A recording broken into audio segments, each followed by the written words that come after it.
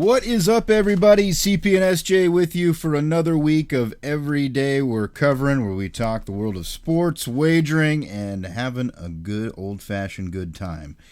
SJ, we're trucking right along here. We mentioned last time on the show, kind of dog days of the sports calendar, so we're going to get into some different topics here. But we do have plenty on the docket here to dive into, and the good old Mother Nature heat ain't giving us a break either. Yeah, it's I guess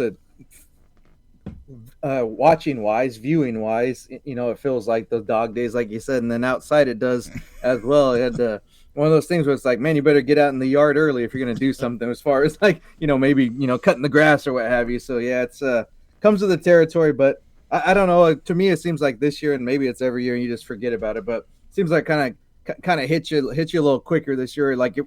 The whatever you want to call it, extended spring or whatever. Well, and then all of a sudden it's like goes from like 60 to 90. That's always a little tricky. So I kind of hate those years, but it is what it is.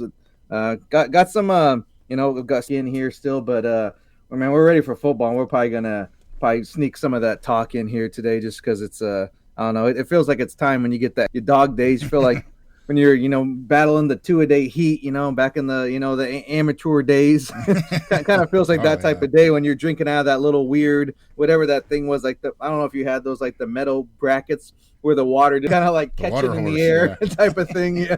It's, you couldn't, those. Yeah. Yeah, now they got the damn fancy ones with the little hose spigot. Yeah, it's like thing. An air compressor. I'm like, dude, you got it easy, bro. You put your mouth on that metal.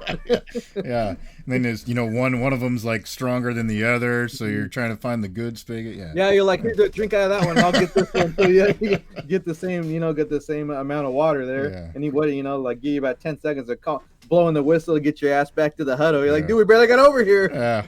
God, yeah, those days sucked. I don't think they have to do that much anymore. I think that stuff's. I mean, it was really stupid when you think about it, but it was just like that. You had to do what you had to do to make the cut, But wasn't a very bright idea at all. No, it was not fun. I just got done cutting the grass myself, and had to have the old the shower beer refresher to get me back to square here. But it's just. I don't know about in your parts, but like combined with the heat, we've had nothing but rain, it seems like, almost every other day here for the last 2 weeks. And it's thick as hell out there. The humidity is a problem. Like, I can deal with heat, but when you crank up that where it just feels, you walk outside and you feel wet immediately. Like, that's when it sucks. Like, I don't want to do this anymore. I don't know if we had some improvement or if I just got used to it, but like today I was just thinking, I was like, man, it actually doesn't feel terrible, but it's like, even when it rains, you're kind of thinking like, okay, we'll cool down a little bit, but it's almost like that rain where it's just like almost like, cranking up the, just like straight like liquid air. Yeah. And you're just like, like friggin' just makes you feel like even worse. So I'm like, I'd rather it not rain in that case, because you typically you think, the shower comes in, drops a few degrees, but it's almost like the opposite. It feels worse, just like that freaking haze that you can like feel. Mm-hmm. Yeah, it's like if you ever been to the zoo and you go to the tropical section, they got those little displays where they've got the misters going all the time. It's like, yeah, that's exactly what it feels like just in general right now. So yeah, hopefully this is going to turn around at some point. I haven't bought into that like Mando craze or the all that full body deodorant, but with days like this, I'm like, maybe it's not the worst idea. Spraying in your nether regions, because it's just it is rough. Definitely rough here in the Midwest. We're going to hopefully turn a corner at some point. As we get rolling, though, we're going to like to talk about, I guess, what we're trying to combat the heat with here with some beverages to keep us hydrated and keep us cool. SJ, what do you got pouring over there this week? Well, like I try to always talk about, like, sometimes you get that struggle of like, man, I feel like I've tried that. And I was like, man, I'm just going to go back to like, I guess the old reliable. And I hadn't had a Boulevard for a while, oddly enough. It almost like, I'm sure there's a specific type that, a make that you come across, like, it just like almost seems like it's overload almost, not in a bad way. It's just like, you kind of get used to it being there. So you don't get it very often. It's like, Boulevard, let's see what they got in the Boulevard section. And this isn't like new to everybody, but it's like kind of new to me when they did that collaboration with Tech Nine here a couple years ago. I think it was the Boulou drink that they have. It's just like I guess it's like a wheat beer, like their standard, but it's got a little pineapple and coconut. I know there's like a cocktail he's like known for. I'm not a huge fan of this music. I mean, I know who he is and all that type of thing, but Just, I mean, but either way, I was like, I'll check it out. I never tried this out. It's kind of a different type of style, and I was like, it's actually pretty good. And I was like, a little bit, got some fruit in there, so summery ish. So I was like, why not? But it's actually pretty good, so I don't mind it. I'm probably nothing you could pound more than a couple of them, but it's still decent with a 5% kick. That's kind of why I was like, I'll give it a try. I need a little bit of a bite tonight. I got a long night of fights ahead, so I got to get going. But I also will mention, not drinking this currently, but I did sample it just within the last 24 hours or so. But any people that frequent the Wild Wings establishment happen to have some free birthday wings for one of our youngins over there. So we're like, let's go check it out. And they had a Mountain Dew Radler. And yes, just like you would think, Radler is it's an adult drink, if you will. And I was just like, kind of caught me off guard. I was messaging you. And I'm like, I don't know if this, then try this thing, see what it's all about. And of course, I had to verify that it's like not just like I'm not much of a pop drinker, so I was like, I don't want, if it's just pop, like I don't want it. Like it's like like a beer, like a cocktail, I'm good with that. Yeah. But they're like, yo, no, yeah, it's a it's a drink. So I said, okay, and not bad, honestly. Like, probably, I wouldn't say it's like it's nothing compared to like some of those companies out there that you see they've been doing even the Boulevard's got the lemon radler that's really good, and then they also, I think they kind of what they do like maybe even like cherry and they had kind of had a line going there for a while where they did a bunch of different flavors. But to me, like the lemon was kind of like, to me, that was like the best one that they made. That's kind of standard, obviously, so it goes without saying. But for what it was and where it came from, I was actually pleasantly surprised. And definitely, if someone's checking that place out, watching some games or some fights, I would recommend giving that a swig. It's actually pretty good. Nice. Yeah, interesting. Definitely interesting. Something different. And I had a weird. This kind of a side. Yeah, we got time. But I had a revelation the other day because I didn't realize that. Well, I guess it's been about 8 years now, so I missed the boat. But I didn't know that the company that owns Arby's is the one they bought Buffalo Wild Wings back in 2017, and I was like, hell, that's a hell of a powerhouse combination there. And so I went to look into it, and it's, they created like a parent company that's, called Envision Brands. But hell, they own all the shit that I love. Like they got Arby's, B-Dubs, Jimmy John's, Dunkin' Donuts. The lineup was incredible. I was like, Sonic was one of them too. I was like, oh man, this is my brand, I guess. We'll buy some stock in that. I know, I got to do that. So yeah, interesting. I stumbled upon that the other day. I don't know why. Somebody mentioned it was like in a thread. Somebody said something about it, and I was like, oh man, I didn't know that. But yeah, anyways, cool, good stuff. I've got one. I guess it's not too far off of the. When you think of a Radler, not too far off of those lines, really. Actually, the one that I picked up. And I sent this to you the other night, and I'm with you on the sentiment that normally we don't love stuff from this state, just because they're usually associated with the university that we don't care for. But the fine folks in Shiner, Texas, certainly have made a name for themselves with their beer. Obviously everybody knows Shiner Bock if you're a beer person, and pretty cool for what was a small. In comparison to what most things Texas are, this is a small community that this originated from. But they make some good stuff. And they have one that I've had before that I kind of like just because I'm a kind of a grapefruit guy. So they have one called Ruby Redbird that's, specifically a grapefruit beer.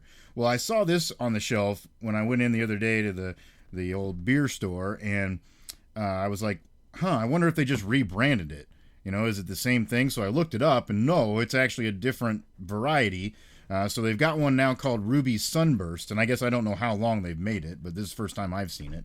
Ruby Sunburst, and it's a kind of a spin-off of the Ruby Redbird, so there is a little grapefruit in there, but then it's also tangerine forward, and it has a little bit of ginger as well. So it's kind of just a nice, refreshing, citrusy type of beer. If you're a citrus person, you're going to love this. And the thing that I thought was interesting about it too is it's definitely built to be like a summer beer. Only 85 calories and 3.2% ABV. Right. So it's definitely have plenty of these kind of beer.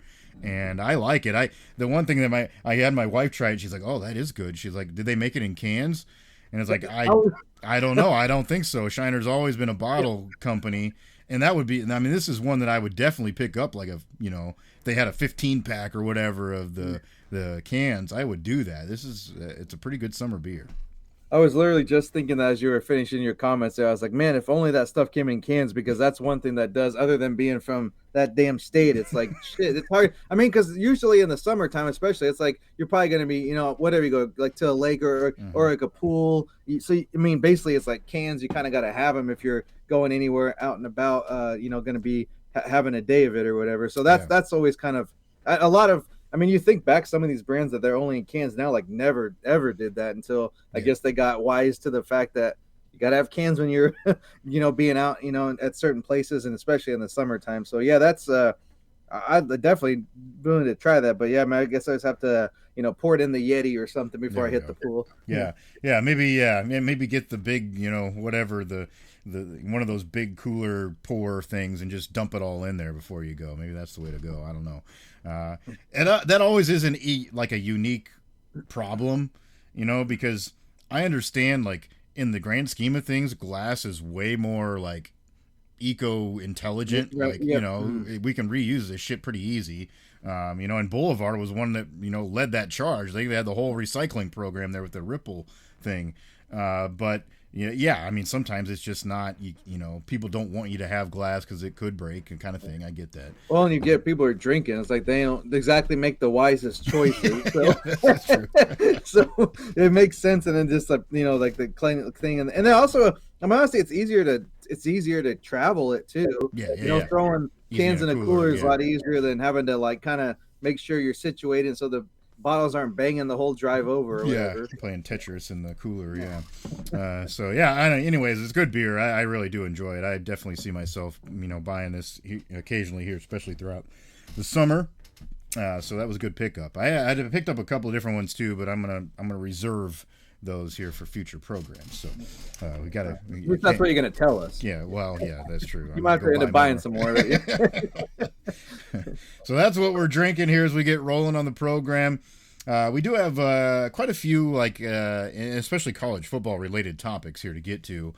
So we will be getting into some of the latest news, so to speak.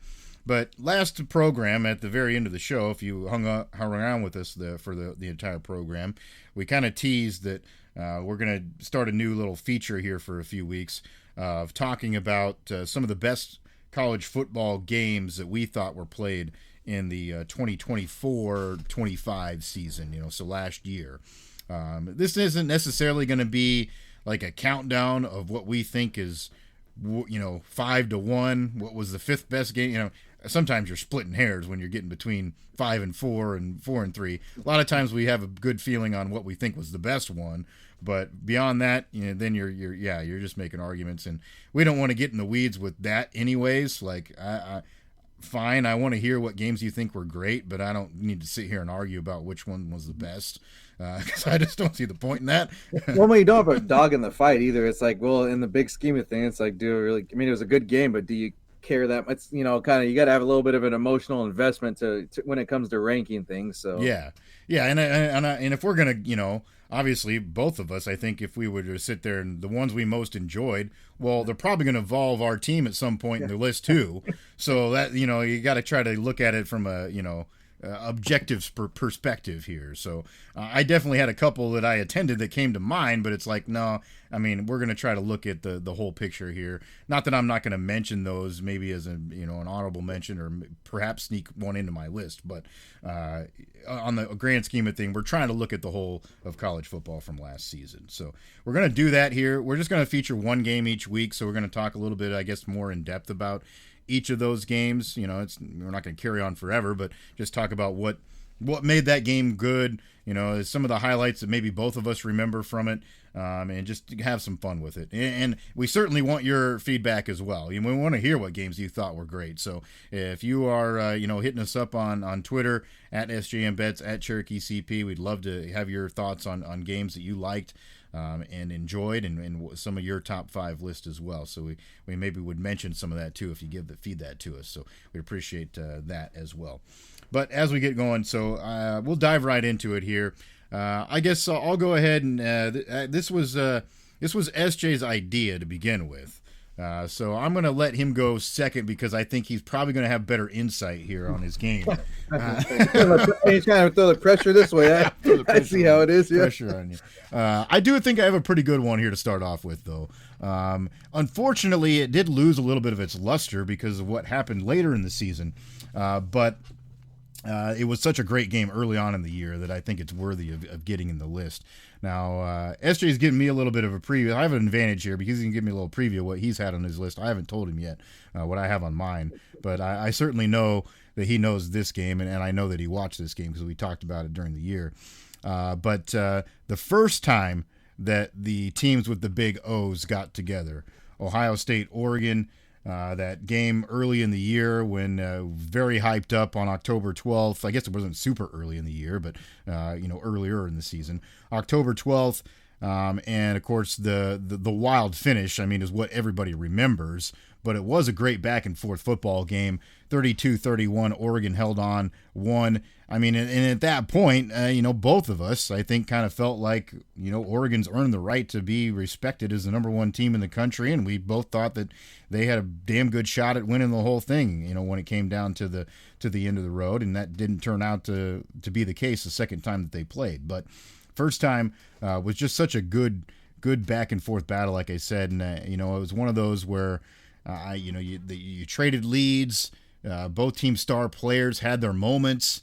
And then, of course, it was something that I guess that was a lot of people considered a mistake to end the game, certainly, but it was also down to the last second. It was one of those kept you on the edge of your seat till the very end of the game. And I think that's what, a lot of times makes a great football game. It's something that keeps you sucked in the entire time. Yeah, I mean, I guess the end is kind of obviously easy, that one thing to remember, but I also remember, was it the receiver that spit in someone's face for Oregon, right? And then got kicked out. I don't know why. That was one of the first things I remember from that game. But just the back and forth. And honestly, I mean, maybe I'm remembering wrong. Don't have the play-by-play sheet in front of me, but I also felt like, at least, kind of going back and thinking in my head, I was like, it almost felt like Oregon left a lot out there too. And so it was like a thing where you're like, man, if they don't make those mistakes, like I mentioned, getting kicked out of the game, that type of thing, which I think that took either, if it wasn't a touchdown up the board, that took a big play away from them. And just things like that, where it's like, man, they could, if they play again, because that's what, it's what you got to do. Someone does something and you're like, okay, what next? What's going to happen down the road here? So, you're projecting that they probably could meet again in the conference championship potentially. And then you're saying, man, Oregon, I don't know who's going to beat them, because you want to put, I guess, quote unquote, didn't play that great or play their best, and they still kind of came away with a big win, regardless of how it ended. So that was kind of, in hindsight, that was what you kind of remember from that, from the first game. And then, of course, we thought, oh, they're going to meet again, and they didn't. So yeah, that's like exactly kind of just how I was, bringing that comment up, of like, oh, yep, here they're going to, what's the future? They'll meet again. Don't worry. And it's like, no, they didn't actually play again. So, but I mean, that's the way it plays out, like you said. But I still don't think, because when we're looking at these games, I know you said, in the lead up, it's like, didn't, maybe lost a little luster, but we're kind of looking at, like, in the moment, like, what impact did that have at that time of the season?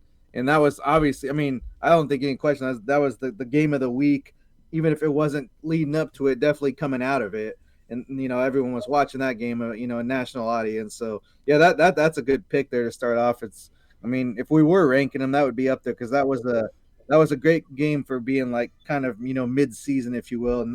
And a lot could still be happening.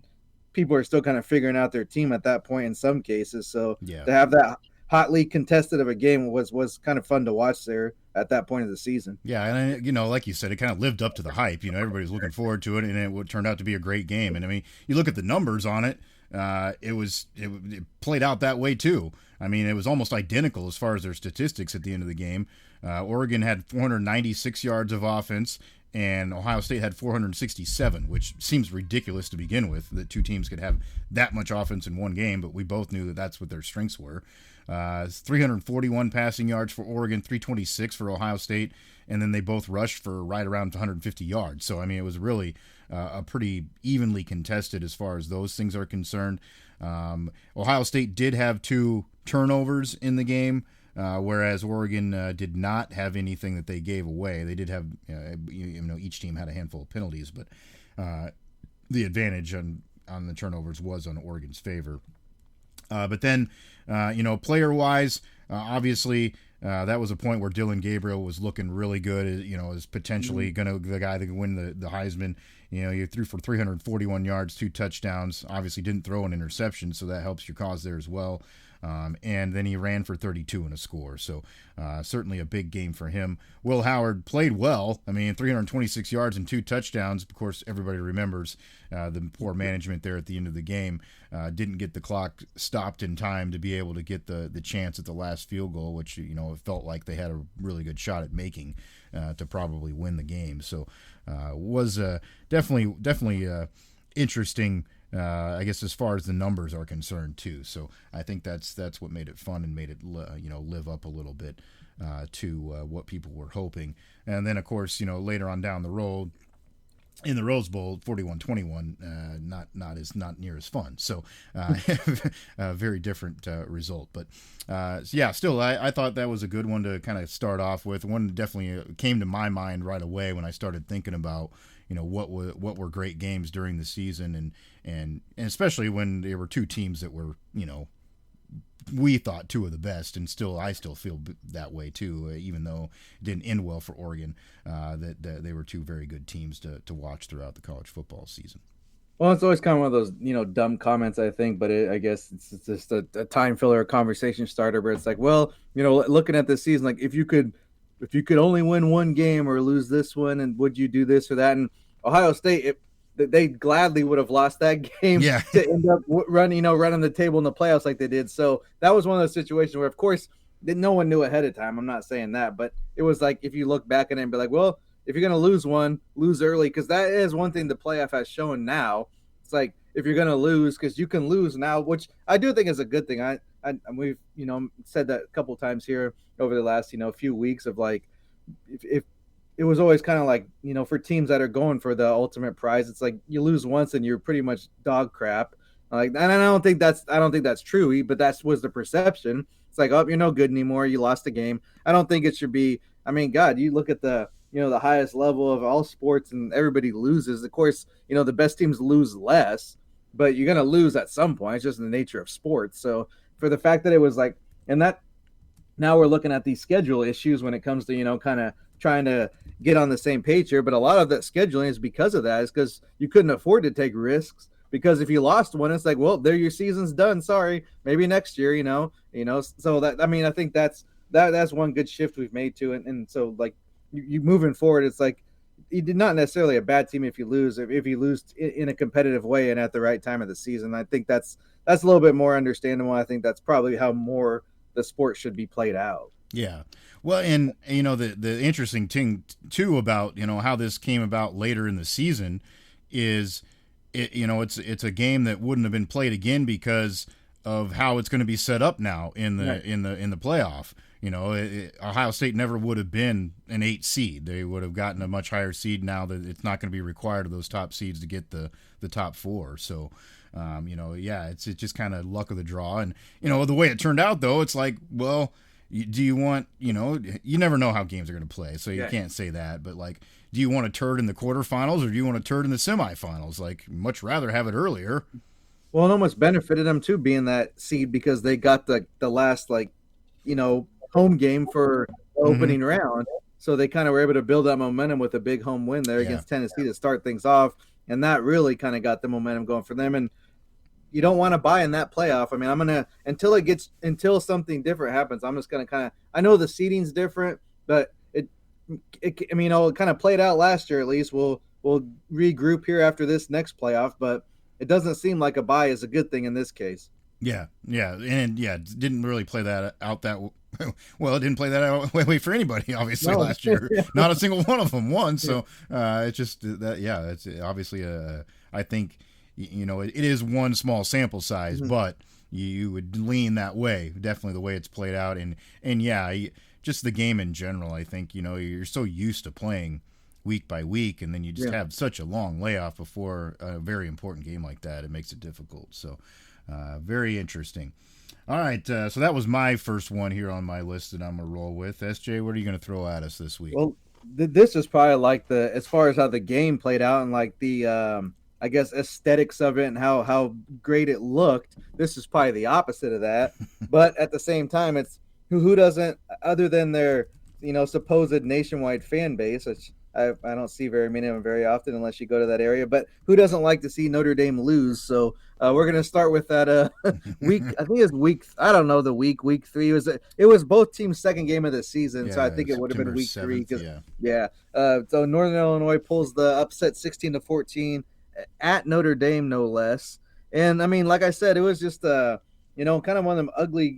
I looked to make sure, and as far as I can find, it was a 2:30 kick. I was thinking maybe it was one of those a 2:30 local time. I was thinking maybe it was one of those sleepy 11 a.m. games that Ohio State's enacted legislation to hopefully ban. So I was thinking maybe that was the case, but no, not at all. But I mean, it's just like one of those like early fall Saturdays where you're like, you're watching scoreboards, let's say a lot of times, especially when you're like attending a game or maybe you're busy doing other stuff, you're just kind of checking the scores and you're like, okay, it's close. Like, and you're like saying, oh, Notre Dame's down, 10-7 at the end of the first quarter. But in the back of your mind, you're thinking like, they're going to, maybe get halftime close and they'll freaking score 21 in the third quarter and just blow them out. That never happened. They got, Northern Illinois got up by as much as, 13-7 here. At halftime, and then Notre Dame thought, okay, you get a a Love touchdown 34-yard run in the third quarter, and you're like, all right, they got the lead 14-13, about 8 minutes to go in the third, and they're just gonna put things away here. But for whatever the reason, I know it's early in the season, got a new signal caller and all that thing, and even a younger coach. I know it wasn't like you had a little experience but not much, and so you're like, they're gonna figure it out here. It's just a tough game, but didn't end up pulling out that way, and Northern Illinois kicks the 35-yard field goal with seconds left. But the thing is, Notre Dame had a chance to win it of their own. I think it was 60-some yarder, 62-yarder was blocked by an Omaha, no less an Omaha, Nebraska native, blocked the field goal. And I mean, and the big thing we really remember too, I think, is that coach. I mean, he was as emotional as you've seen anybody, which understandably, like, I mean, he gave like the, motivational speech of all speeches there, tears streaming down his face, and you could tell it really meant something, which it should. I mean, I guess the closest thing I can remember to that in recent times, and that's not even that recent, is like when Appalachian State went up and beat Michigan at the Big House there. That was kind of like, not so much for the speech thing, but just as far as like, what the hell just happened? Because I mean, these the odds I can find. I know it's always hard.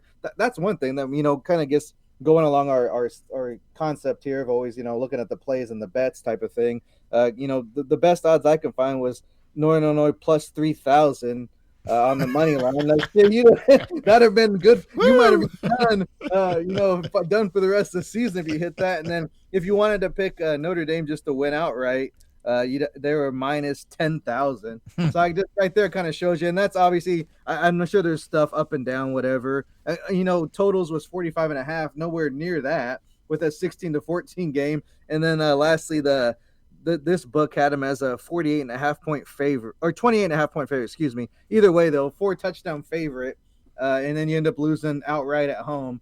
Oh man, if anybody was on that, we probably haven't heard from them since then. They're still in that little tiki hut living the life. But I mean, ugly game, but just the sheer I mean, that's literally like college football, like in a nutshell right there. It's like, I mean, there was a name of a movie, right? And it's the wrong day of the week, but like any given Saturday, literally, I mean, that I know a lot of sports try to kind of say, oh, it's parody and this or that. Even like NFL, they have these things in place to help kind of level the playing field, and they do as much as they can. But to me, college football is like the truest sport where it is really like you better bring your A game like every week, because otherwise you might get lucky and win, but there's a hell of a good chance you're going to lose if you're not playing your best. Yeah, and we talk about how there's there's such little actual play, when you break it down in a college football game, of the amount of time you're actually playing the game.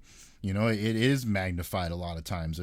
We like to, I think, overlook plays here and there sometimes when we're watching a game, in progress. But then you go back and look at it again, and you're like, man, that one right there really killed us, and they are. I mean, everything's important. I mean, you always have to be on your A game. You have to, be executing your best.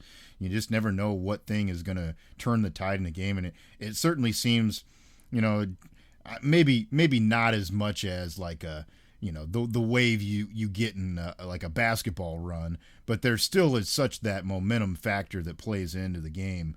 And Northern Illinois, I think, certainly took a part of that. I mean, when you have an 83-yard score in the first quarter, that certainly gets your juices jumping, like then you start to get guys to believe. And that's what I think is so powerful in sports. And I think I've come to realize that even more than when I was younger, like you shake some of that stuff off sometimes, or you don't buy into like the, what your coach is trying to tell you kind of thing. Like, but you're pulling your chain. Yeah. Like, oh yeah, sure. You're just trying to build me up, whatever.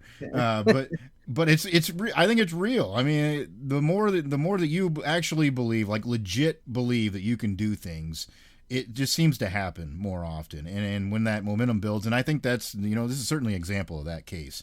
Like that Northern Illinois team, I'm sure by the end of the first quarter, they're like, well, hell, we can beat these guys. Why not? So that just helps you kind of keep that ball rolling, so to speak, as the game goes on. And yeah, I get that's what's so cool, I think, about this one too, that you brought it up, is Notre Dame comes back, gets the lead, and you think, oh, well, they're gonna scheme by here in this one. Everybody hates that, kind of thing. But Northern Illinois, they didn't blink. They just kept playing. They kept playing the way they were playing the whole game, and made plays to get themselves in position, to score that. And what I remember about that one, it wasn't one that I, like you said, watched closely the entire time, but I was paying attention to what the score was and how it was going. And when I did start watching part of it, you were just like, man, they're onto something here, because they were moving the ball, like, and they were just playing well. So it was one of those where you felt like there was a good chance they're going to pull it off, and very cool when they did, certainly. And I guess that's another one of those too, where we got so hyped up on a team, early in the year. Notre Dame played a doozy to begin the season against A&M. And then, everybody's believing in him. And Riley Leonard, well, he goes out and throws 2 interceptions, only had 163 yards in that game against Northern Illinois. So, like you said, every week you got to bring your A game. When you don't, it bites you. And Northern Illinois did that. Very cool. And your point, too, is so great. I think that's why this makes this one make the list, is the reaction. Like, that everybody remembers that coach's interview. Whether or not you're like a huge football fan, you saw the highlights that day, you saw that interview, and that's what's cool. That is the kind of, like you said, the heart, the epitome of the sport, and it's what people want to see. Well, I mean, you talked about, I know it was ugly and they only scored 16 points, but they almost had Northern Illinois, that is, 400 yards of offense. Yeah. So it wasn't like a fluke type of thing, at least. And I think another interesting, like, kind of whatever you want to call it, caveat or storyline to this thing was the fact that, being like where these schools are located, a lot of these kids probably grew up like Northern Illinois players had like dreams of like, I want to play for Notre Dame, and they're like, oh nope, sorry buddy, you're not good enough. And then you get your chance to show that, at least in a 1 game scenario, you are good enough to play with these guys. So that was probably, you see it all the time, is you let a team hang around, you might end up pulling it out, but just like you were kind of talking on there, it's like the longer you let the the underdog, at least by the betting wise, or just ranking and talent and all that type of thing, like the longer you let them hang around, give them confidence, you're kind of playing with fire there, and that end up getting burned. But I guess same thing with Ohio State. Notre Dame ended up, they didn't lose again till the last game of the season. So what? And because we're talking about the moment in time that this happened, we're like, Notre Dame sucks again. Yeah. Like they're gonna have a 7, 8, 9 win season maybe if they're lucky, and they're terrible. But just the overreaction of like fans in general. But it's just funny to look back on that part of it. It was a terrible loss, especially at home. I can't even imagine the kind of the mood there leaving that stadium, and then the kind of just that feel you get, that just like that like hitting your gut there of like, damn it, we thought we had a good team here, new coach type of thing, and got a younger guy leading the thing and gonna take us to the promised land. And he almost did, though. even Yeah. despite a loss to North. So same thing. If you like tell you before the season that dumb comment again, would you take a loss to Northern if it meant you were playing for a title? And I don't think many teams would say no. Yeah, hell yeah, exactly. No kidding. Yeah, just that shows you the huge, like you said, I guess almost parity in the juxtaposition of, what happens in week 2, 3 may not be that thing that it really matters at the end of the day. So it certainly was a very cool moment in the season and moment in the year of college football. But then, yeah, I mean, Notre Dame obviously took something from it, and they played very good football from there on down. And it just goes to show you, I think sometimes we want to, and I think this, I don't know, I don't think it's a fan problem as much. It is a little bit perpetuated by the fans, but I think it's perpetuated more so by the media perception sometimes of, especially that certain network that covers it the most, of we want to believe that these teams that are the best are so much better than everybody else. And it's just not true. I mean, yeah, they have, if you want to talk talent straight up, 100%. I mean, and that's not going to change, especially in this world of we can pay, whoever we want easily now. But in that, yeah, that 1 day scenario, ball bounces the right way. Yeah, the gap's not as big as they want to make you believe it is. Yeah, I mean, football, college football specifically, but just sports in general. Too many variables for that to be the case. Over, as a whole, of course, here and there that could be true, but there's no guarantees, especially when you're out there competing. And I guess that's maybe if you're not a fan of if you're a fan of the team, then hell no. But if you're not, that's what makes it kind of enjoyable. It's when you don't have like an emotional investment. It's like, oh man, I don't care about these teams, but I want to see Northern pull the upset. So those were the fun games that you like to, you're tuning in for a while. Your game's over, or maybe you're waiting for your game to start, and you're like, oh, I'm going to check this one out and kind of see what's going on. So yeah, that was a fun one, even though it was maybe not the most visually pleasing as far as scoring. Yeah, it was definitely like a fun one to watch, and definitely caught a lot of people's off guard and got their attention at least for a couple weeks. Yeah, and obviously, what makes college football just so great, like you said, people rooting for that to happen, and it makes it interesting. I mean, if we knew every time that Notre Dame was going to beat them by 3 touchdowns, why the hell would we watch? So right. That's the great part about it. So yeah, very good one. So that's kicking off our list. We're going to do this here each and every week here for the upcoming weeks, or at least for 5. We're going to do our top 5. And then we might throw some other honorable mention stuff in there for you as well here as we move down the road. But if you have ones that come to your mind, then please, yeah, like I said earlier, reach out to us. On Twitter is the easiest way to do that. But you can also, of course, comment on the show or wherever you find it. Those kinds of things will be able to track down those comments. So appreciate that if you do. And yeah, let us know what you think about best games there of last season as we get ready for the next one. We did have some topics to touch on when it comes to college football. We did already kind of talk about this topic a little bit last week because kind of a landmark deal where the University of Wisconsin decided to file a lawsuit when it came to a player being tampered with and stolen by another university in Miami.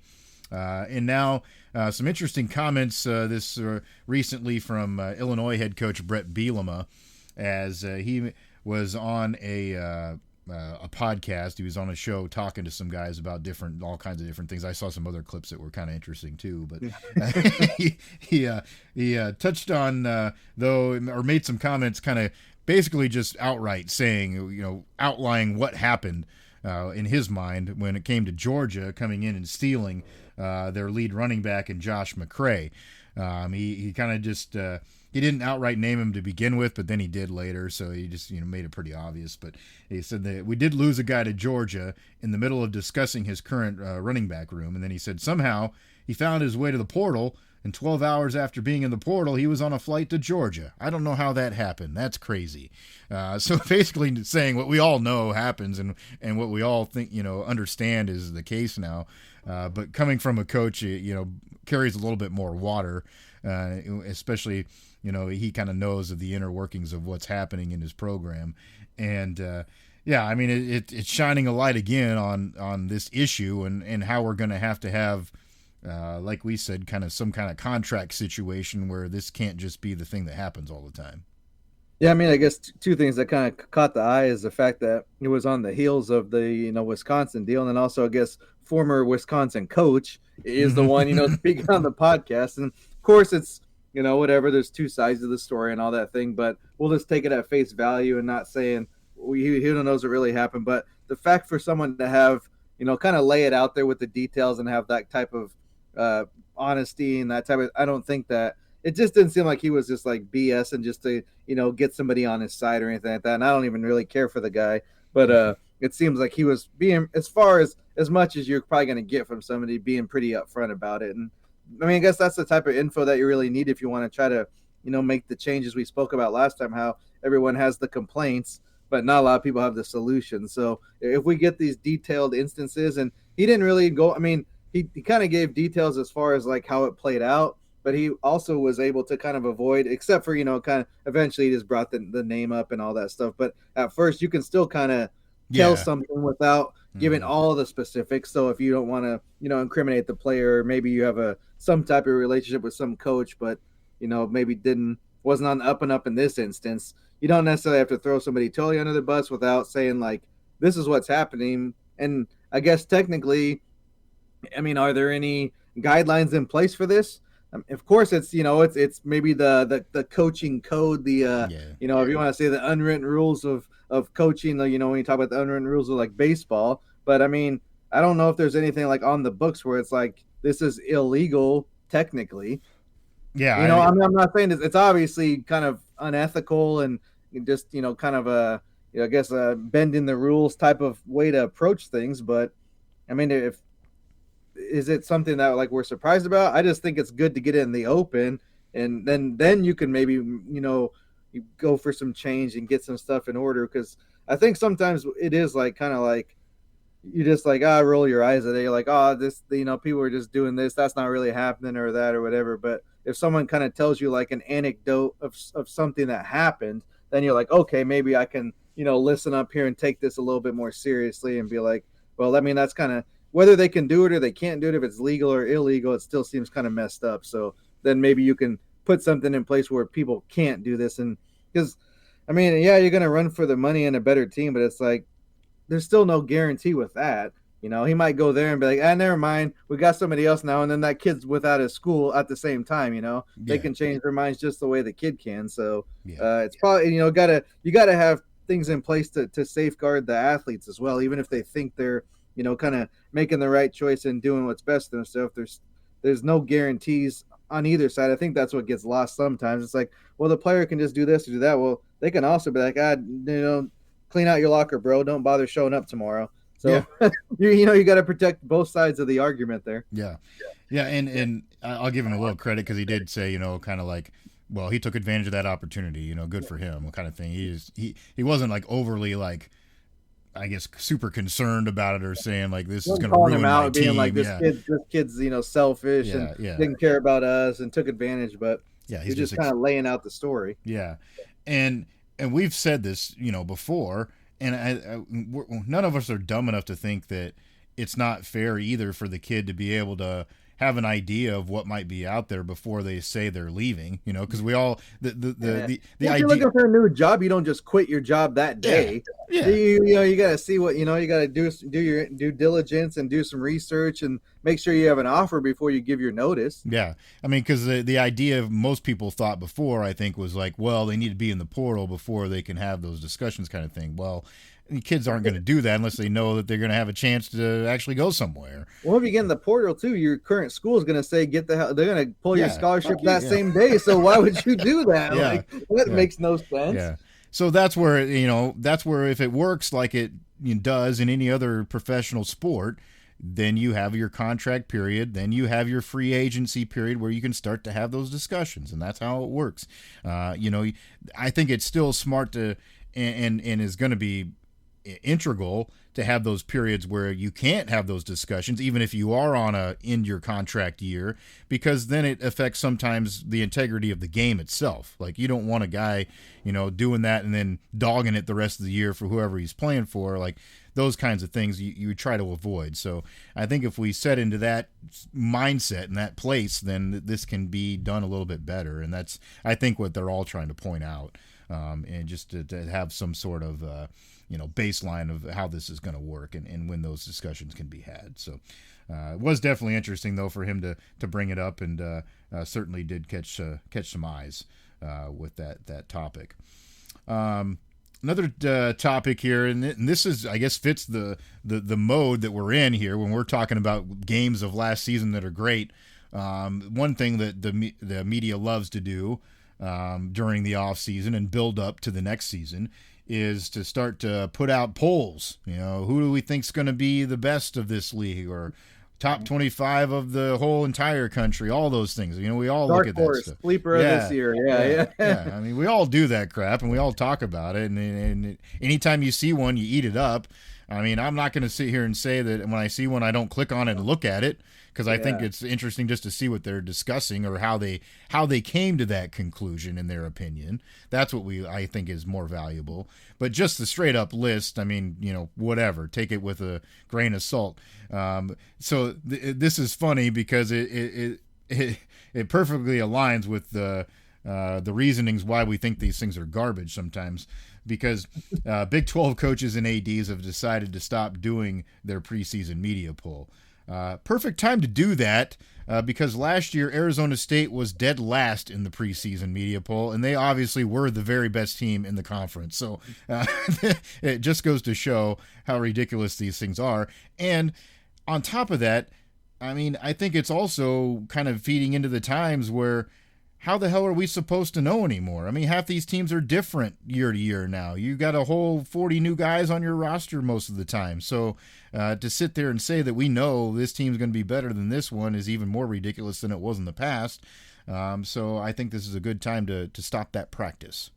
Yeah, it's like you said, it's kind of one of those, it's not really like anything useful or whatever, but it does help when we're complaining about not being, big baseball guys. We're kind of like, man, we need something to kind of wet your beak there. So that's literally the point of it. It's like exactly. When newspapers used to be more of a thing. I know they're still, digital at least, but it was kind of like a way to fill space because no matter what, working in that business for several years, like you got to put a paper out no matter if there's something happening or not, you need that space filled. So that was kind of the thing. And also just even like with radio, what you spent a lot of time doing, it's like, you got to have a topic for July and June. You can't just be like, well, we'll see you back here in August unless you Scott Van Pelt. Then you can get away with doing that. That's other than that, though, until you get to that level, you got to keep working. So it's cool. It's good for that kind of space filler and type of thing. But as far as like any type of value to it, more times than not, and that was obviously an egregious, example. But more they're not necessarily that far off, but they're definitely pretty far off. More times than not, except for, when you're going to talk about a team that's kind of always towards the top, if you're going to pick your Alabamas, your Ohio States, your, those type of schools when you're like, oh, they're probably going to be in the top 3 or 4. Well, that's, and of course there's been some down times for them too, but over the long haul to schools like that, of course you're going to get away with it. But I mean, I thought it was interesting just because of like another comments, because looking at like the Big Ten, they've never really done one, like an official one. I think it's like Cleveland Plain Dealer or one of those does like a thing of their own, but then they get into this anonymous quote thing where it's like, this guy said this about that. And I was like, well, what's the point of this? And how do we even know someone said that? Are you just making this up and then saying it's anonymous so you don't get in trouble? Are you like an AI guy now or something? So that was that. So I guess I don't necessarily think they're like following the Big Ten because Big Ten's like never really done one, but it's just like they're probably thinking like, well, they don't do one. Why do we do one? So it's like it's not necessary. It's nice for conversation, but I think we're both kind of agree that's like it can do without it. It'd be okay if there was one, but honestly, I'd rather have maybe some like actual like reporting done in the off season would be a little better. Maybe focus a little bit more on like recruiting, NIL type stuff, because that's like a little bit because that doesn't really end that anymore. It's like now it's like the signing days are kind of like, well, whenever, come on, let's go. Yeah, no kidding. Yeah, it happens all year round. And there too, the other part of this too is, this is just the league itself. Like, and I don't know how much, the only thing I've ever appreciated about that is a coach like, saying some nice things about your team when you think that they're an a-hole and they don't like you. But, you kind of realize, oh, they have some respect for us. I appreciate that kind of thing. But from the league itself, like, most of these coaches are probably just like whatever staffer, oh, hey, fill out my thing and send it in. Like, well, we brought that up with the coaches poll for how many years? It's like, are they even actually voting? Because I mean, even if they tried to watch the games, it's not really like feasible with that kind of schedule. Yeah, no so kidding. It's like, what's the point of that? So maybe that's the next thing to go down the road here. I'm not saying like you want to get everything and start anew, but it's like it doesn't really. All that really matters now is that playoff committee deal, and that's changing by the day. So yeah, no kidding. But yeah, so I mean, there's nothing stopping media entities from still doing this. Yeah, they're gonna do it. I mean, each one, have your own. That's fine, and you have your talk on, whatever radio or whatever newspaper needs to fill. They can still do that, and they're gonna do that. So it's still good fodder in different places. But I think from an official league standpoint, it totally makes sense not to get involved with that at all. So interesting change there as well. One other thing that was really interesting as far as a news thing as well. If you follow us on socials, you may have seen us tag this a little bit here recently. The Big Ten and the Big 12 have decided to make some change or make an official deal, I guess, so to speak, with the folks at PayPal. We all know that revenue share is a thing, and that it's going to be, we're obviously those schools are going to have to make payments to players. How they do that, it was not something I guess I really thought about, but they've thought about it, and they're going to go ahead and make some cash on the side. Why not? And have an official partner. So PayPal is going to be their official partner to serve as their system for their revenue share payments to athletes. Probably a very smart thing in a lot of realms. Yeah, I mean, legally speaking, you think that's probably covering some of the checks and balances, and with, I mean, I guess we all assume it's just like some dude rolling up and handing them a couple of stacks of cash or a wad in a paper, crumpled up paper bag and say, "There you go, Sonny, have a good rest of your day." But I guess that's not how it plays out. And I guess I would have just thought it was some type of like check or gone through like the registrar or something like that at the university, but.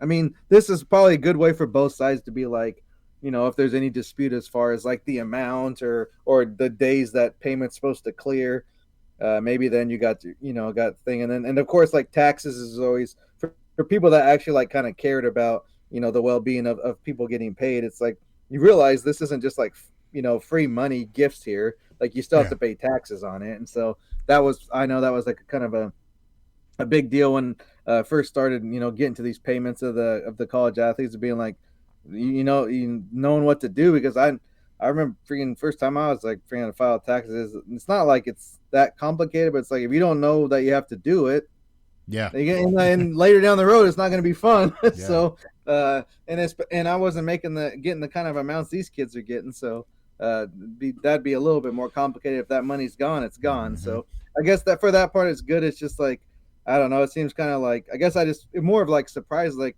I mean, it's interesting, but it's like, I don't think it's like right now. I'm not like a good or bad lean either way. We'll kind of see. I know there's a little bit of there is some, what do you want to call it? Maybe a little bit of there could be some issues as far as like where it comes to like, not necessarily like the payments going through, but as far as like, I know there's like fraud stuff type of thing. And they got the prevention and all that type of thing, but there's ways around it with tech type of thing. I mean, I don't know. They just didn't feel comfortable going Bitcoin. If crypto was out of it, and they got outbid by PayPal or what the deal was. But that was more of it. I'm like, I kind of had to read that twice when you shot it over. I was like, hold on, that PayPal, like the one, the app. Okay, I guess we're going with that. But yeah, I mean, more of an interesting thing. I guess we'll kind of see how that plays out moving forward. But I guess trying to keep things on the up and up, to me, that seems like maybe not necessarily so good about PayPal, but just having some type of like third party, I think is probably a good thing as for like liability things. Yeah.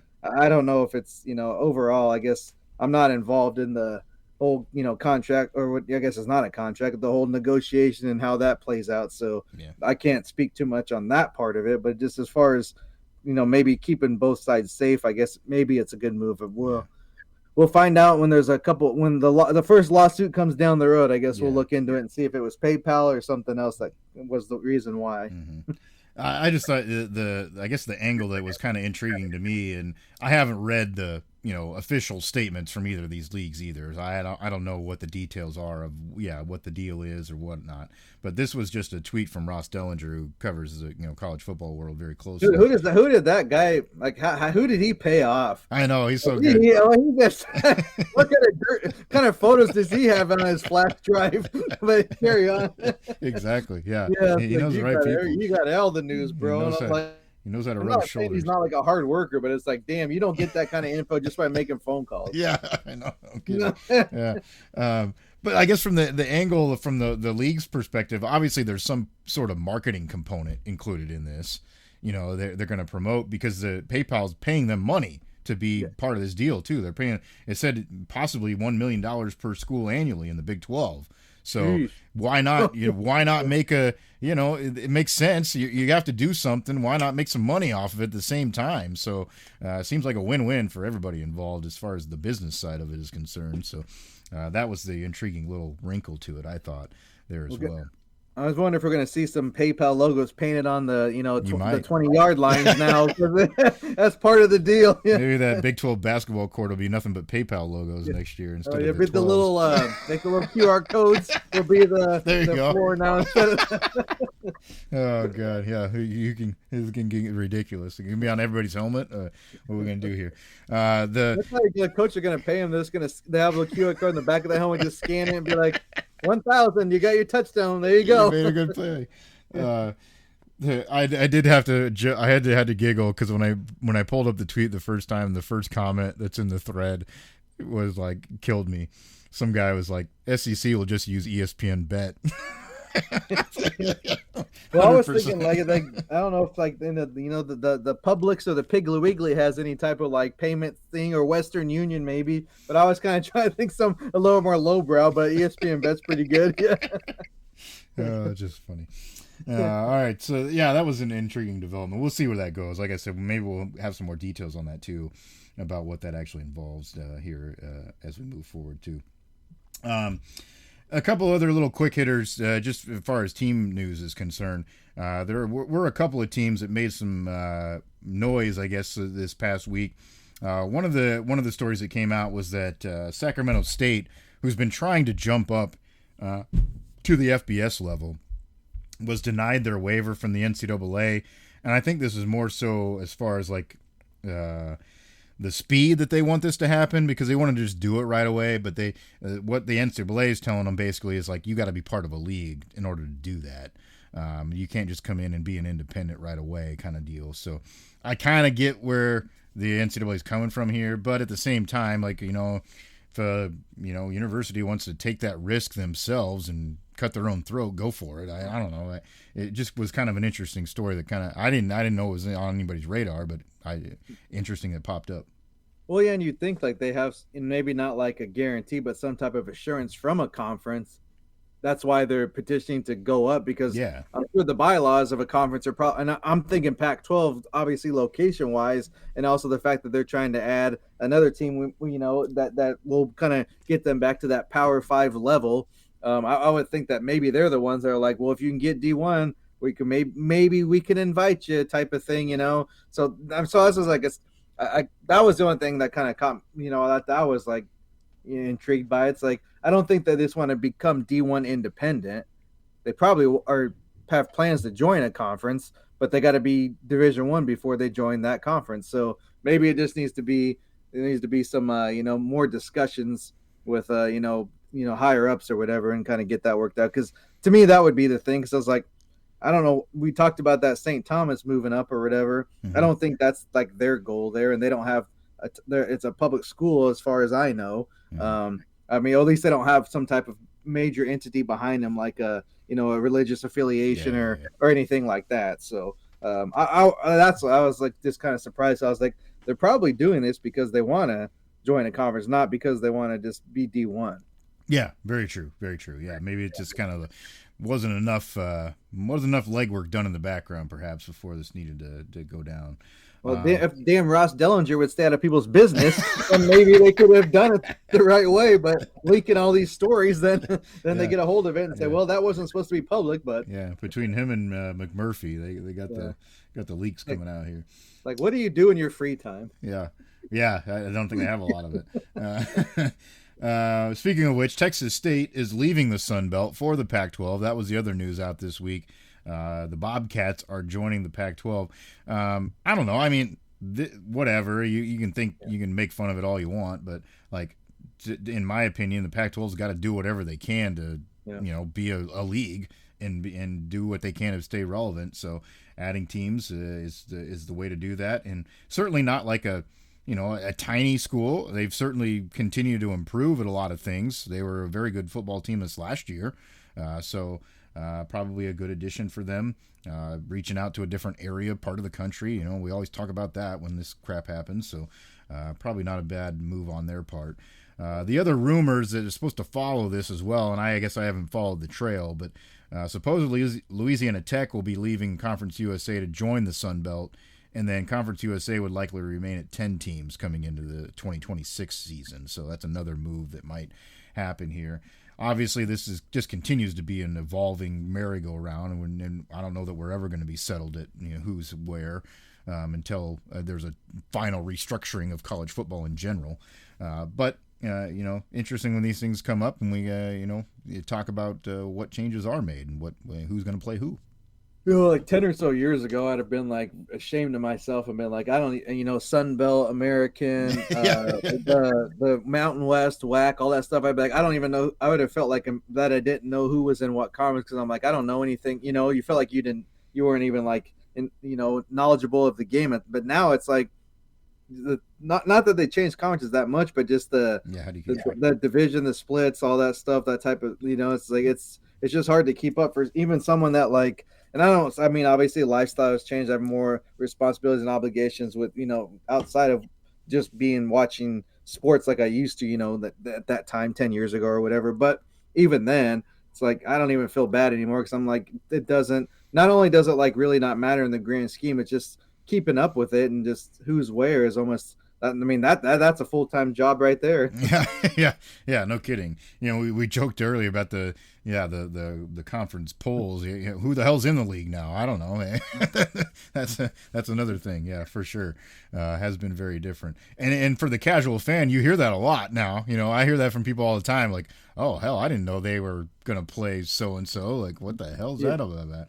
Yeah, well, you missed the last 5 blow-ups of conferences. It's just what happens these days. Yeah, definitely when the no conference that has a number in it has that number of teams, then it's just like, all right, that's it. We're just we're not going to worry about that anymore. Yep, it's all doesn't matter anymore. All right, that's kind of what we had on our docket here this week for you. We will continue, of course, our talk about what we thought were the best college football games of last season. We'll certainly, as we get closer, start to peek ahead to the season. Hell, we make fun of the leagues aren't going to have their polls. We might talk about who we think is going to be a good team coming up this season too. That's. But the thing is, we won't be anonymous. Yeah, so exactly. That's where we'll put it out there on Front Street, even if we're wrong. Yeah, we'll own it if they suck. All right, so. Thanks for joining us. So, of course, we'd love it if you would like to subscribe and share the podcast wherever you may take it in. We're available pretty much on all the major platforms. Hey, if you give me a shout out, if you know somebody that likes to use some other sort of service and they really can't find the show, let me know. I'll try to fix that, but I think it's pretty easily available no matter where you're looking. We certainly appreciate if you share it with others. And then if you would like and subscribe on the YouTube channel as well, we do put out some videos from time to time to give you some updates. And then if you're following along on Twitter, we're going to give you a little bit of maybe news tidbits that we're looking at. And then also, of course, some of our plays along the way. I know SJ will still be locked in, like he said, watching some fights even tonight, locked into the fight game. So be looking on that. At SGM Bets, at Cherokee CP, we'll put that stuff out there for you also in graphic form on the old Twitter sphere. So appreciate you joining us. That's SJ Munoz. I'm Chris Parks. That's going to do it for another week of Every Day We're Covering. We'll see you next time for some more covers.